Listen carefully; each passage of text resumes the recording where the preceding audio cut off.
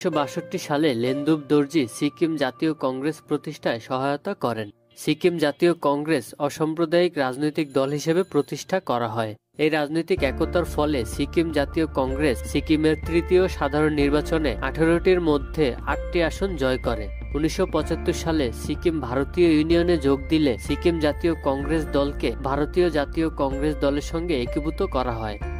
সাম্প্রদায়িক সম্প্রীতি প্রচারের জন্য কাজী লেন্দুব দর্জি সিকিম কাউন্সিল প্রতিষ্ঠা করেন।